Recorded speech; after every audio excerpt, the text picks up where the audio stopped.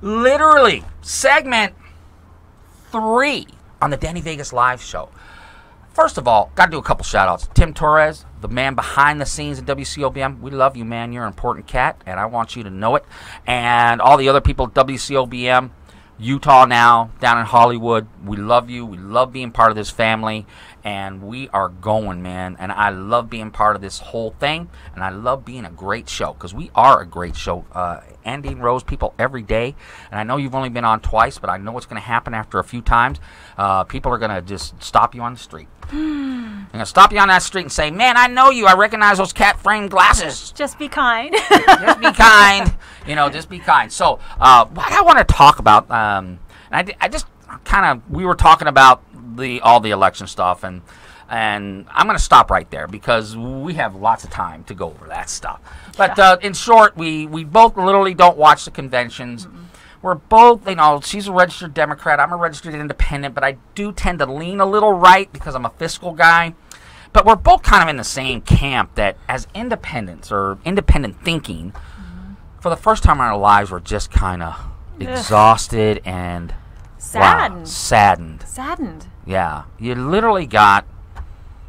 And you know, I just think if there would have been a better Democrat running, I don't think Hillary would have won.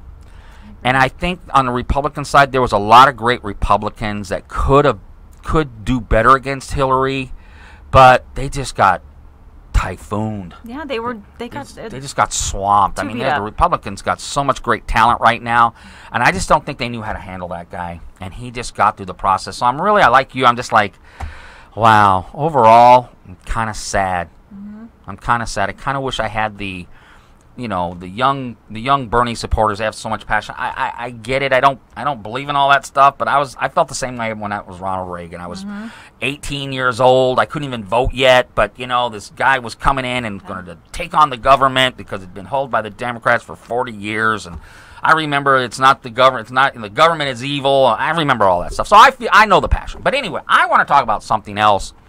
I want to talk about guns. Guns. I like guns. Guns. God, doesn't it just give you a...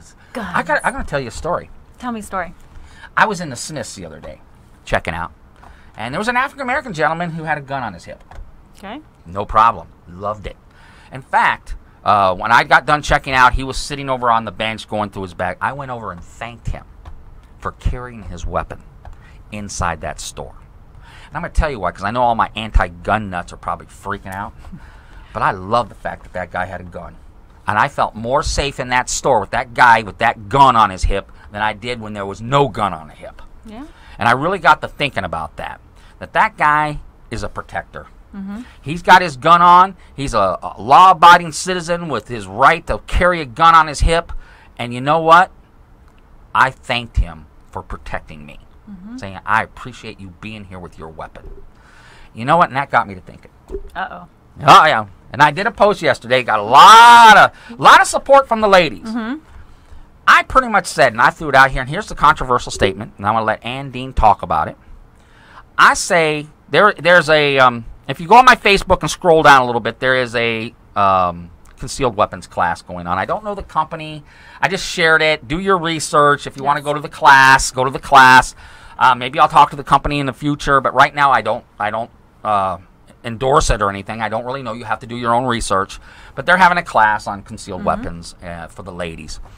And I just thought, if every woman, and let's talk about a social norm. If it was a social norm that every woman carried a gun, and a social norm is women wear dresses, men don't wear dresses.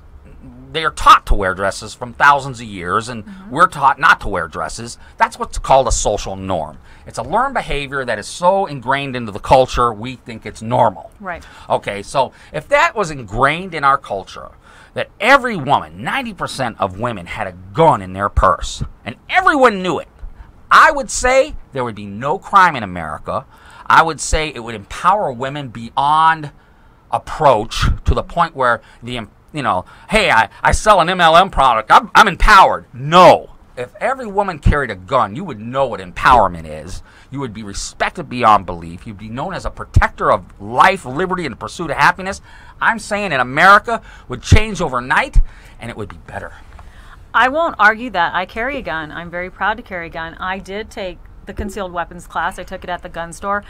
I don't necessarily like it. Oh, a woman's concealed class. I think that goes a little on the sexism side. A concealed class, a gun class should be for everybody. Well, educate yourself, like you said. Right. Carrying a gun does make me feel more safe. As a woman, I'm not a very big woman. You know, I work late at night sometimes. Right. I walk out into dark parking lots where no lights, there's no other person around. It's nerve-wracking. But I have my gun where I need to grab it. If I need to use it, I will. And I know how to use it. Right. Well, that's important. And I said that in the post. I need women who are prepared. And what I mean by prepared, that means schooled, learned, know how to use that gun, know how to carry it. Hey, if you want it pink handle grips with rhinestones, I don't care. Okay? In fact, I'm sure there's some out there. There are. There are. So if you want to make it a fashion statement, that's fine. You have to be learned. You have to be schooled. I encourage every woman out there, because I even heard a comedian say it one time, anything that bad happens to a woman, it's because of a man, okay? Let's face the fact. Crime against women because of men doing the crime, that's 90% of the game, okay? I mean, women may run their mouths at each other all the time because that's all they can do, but as far as physical, hateful crime, it's always men. I'm telling you right now, as a woman, you should look into, even if you're like, oh, I can't imagine me carrying a gun, I would look into it. I would get my concealed weapons permit. I'd put that gun in my purse, and I would carry a gun. Self-defense. Learn self-defense. If you're afraid to carry a gun, that's understandable. Because when you carry a gun, you have to commit to, if you're going to use it, you're going to shoot to kill. That's right. That's a big responsibility. That's a to take mindset. on. But you have other avenues of self-defense. You have tasers. You have mace. You have self-defense classes. You know, I always laugh at that Miss Congeniality when she did that sing. Right. You know, boom, boom, boom. She knocked that guy down. I sadly have been in a situation where I had to hurt a person to get off of me, and you know, I didn't use a gun. I didn't have a gun at that time. I didn't know how to defend myself. Luckily, it was stopped before anything horrible happened. But the fear in itself. That's right. And I want men to realize these women, like Andine, they're your wives. They're your sisters. They're your mothers. They're your grandmothers, your daughters. And I'm just telling you, and my wife won't let me have a gun in the house. I respect that. But I want one. I want one in the house. I used to be that wife. Yeah. I would not let my husband have a gun, and he's very educated on guns. And I'm like, no guns, kids. Well, we had a horrible situation in the house where people shot out our windows and our lives were threatened. Guess what? Guns. I'm going to learn. I'm going to understand. I'm going to seek to understand the ramifications and truly how to use and be prepared. And I did that, and it was a very long process.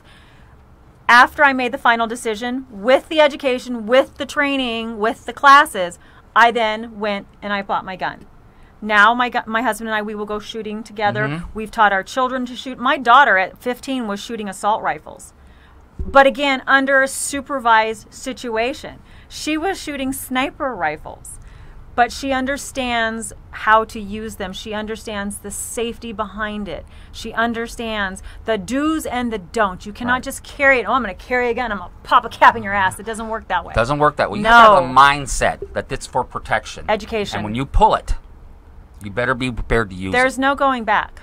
Yeah. There's no going back. But I think, and we only have 30 seconds left, I think America would be better if our women were armed, educated, and not only were protectors of our families in other ways, but protectors of our families with a weapon. Life would change in America. Crime would go down overnight. I guarantee it. Yeah, I mean, because you're not going to rob from your mom, okay? And it doesn't just like I said, it doesn't have to be a gun. In the class, let me see your pen real quick. This is a defense. Keep a pen. Boom, boom, boom. Stab him in the neck. This was the first thing they taught us how to use in the self-defense class. A pen. A pen. I still like the guns. I do too. We'll be back for segment 4.